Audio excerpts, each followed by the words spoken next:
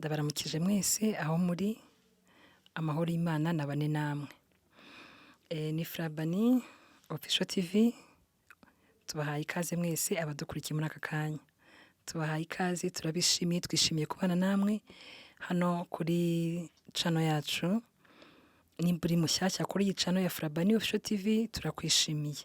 Turakwibutsa kandi gukanda subscribe kugira ngo ibiganiro byacu byo mu muryango bijye bikugeraho mu buryo bwihuse, kandi natwe dukomeze kunezezwa no kuba turi kumwe namwe umunsi ku munsi. Mu muryango rero tuganira byinshi, mu muryango harimo byinshi, mu rugo harimo byinshi. Mu muryango tugira umwanya wo kuganira, tukiyitaho, tugahana urukundo nk'abari mu muryango, tugateka ibyo kurya, tugasangira, tugasasa, tukaryama, tugafata umwanya wo gukina umupira, tugakora siporo. Ni byinshi dusangira hano kuri Frabani Official TV. Tugafata n'akanya nanone ko gusengana nk'umuryango, tukagira akanya ko gusenga, tugasoma ijambo ry'Imana, tukaririmba indirimbo zo guhimbaza Imana, indirimbo zitwegereza ubuntu bw'Imana, cyangwa se tukagira umwanya wo kuririmbana hamwe, tukagira umwanya wo kuganira iby'Imana, tukagira umwanya mbese wo kwita ku muntu wacu w'imbere. Mu muryango rero hakorerwa byinshi bitandukanye, harimo kubaho neza, harimo ubuzima bwiza mu muryango, harimo kwita kuri uyu mubiri, tukagira igihe cyo kurya, cyo guhaha no guteka no gusangira iby'umubiri, tukagira n'igihe cyo gusangira iby'umwuka nk'umuryango. Ni byiza rero nanone kuri Frabani Official TV ko tugira akanya ko kwita ku muntu wacu w'imbere. Tubahaye ikaze rero muri aka kanya. Ubwo rero imiryango ikishijwe, imiryango ifata umwanya ikabiha agaciro, ikaganira ku muntu wacu w'imbere, muhabwe umugisha. Uyu munsi rero tugiye kuririmbana hamwe indirimbo imwe itwegereza ubuntu bw'Imana, cyangwa se indirimbo nziza cyane itunejeje, mu ndirimbo z'urukundo rw'Imana, indirimbo zitugaragariza ko Imana yadukunze, indirimbo yongera kutwibutsa ko urukundo rw'Imana rutugose imbere n'inyuma. Ni indirimbo y'156 mu gitabo cy'indirimbo, mu ndirimbo zo gushimisha Imana. Ni indirimbo rero ivuga ku rukundo rw'Imana, aho Yesu asa n'utubwira ko ari we witanze kera ku musaraba, akakubaza ati wese urabizi ko nakwitangiye?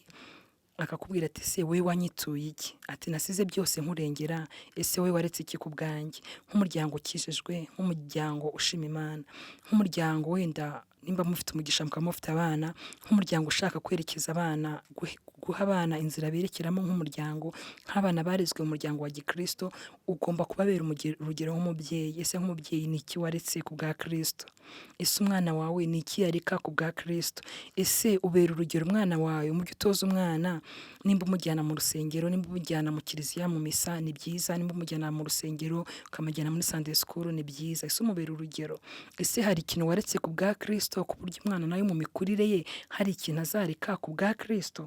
Iyi ndirimbo rero aho Yesu avuga ngo banyishe urupfu rubi biruta uko byavugwa, biruta uko wabivuga, biruta uko wabiganira, biruta kwa kundi ubireba muri filime. Yesu bamwishe urupfu rubi ruruta uko rwavugwa.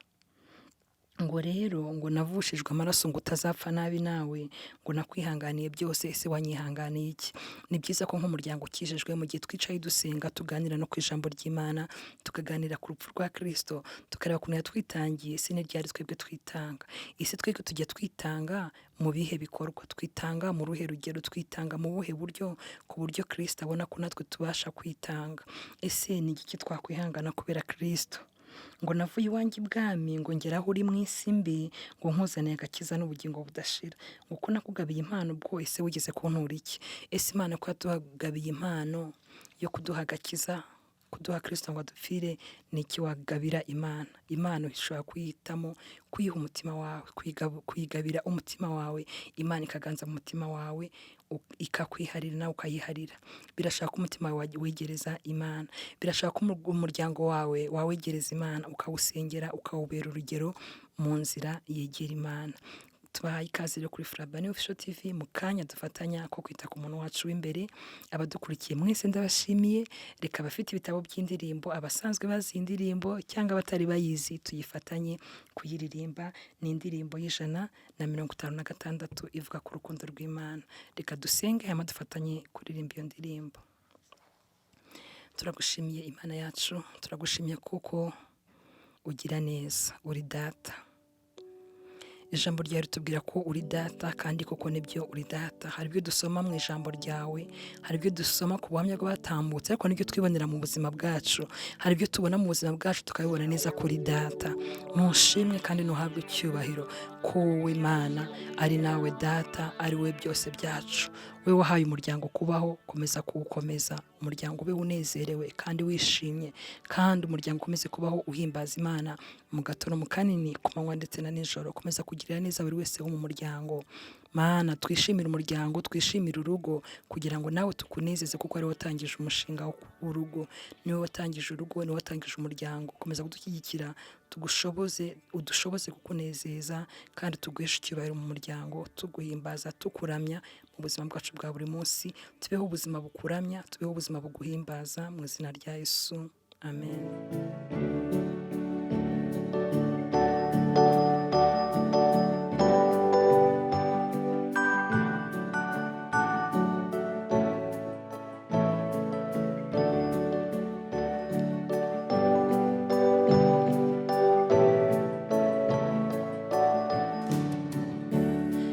Yesu witanze kera ku musaraba, bitewe n'urukundo ngo ngukize ibyaha byawe. Mugenzi narakwitangiye, wanyituye iki wowe? Mugenzi narakwitangiye, wanyituye iki wowe?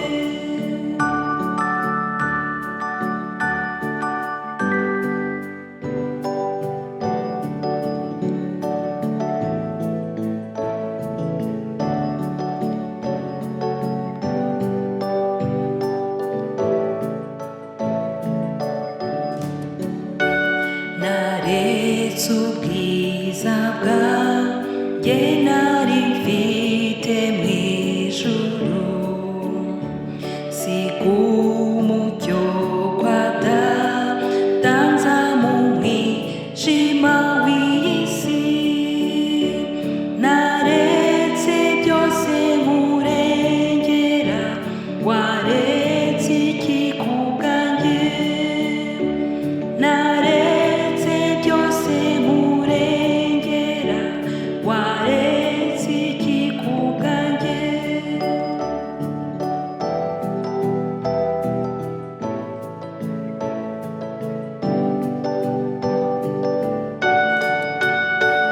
Banyishe urupfu rubi biruta uko byavugwa, navushijwe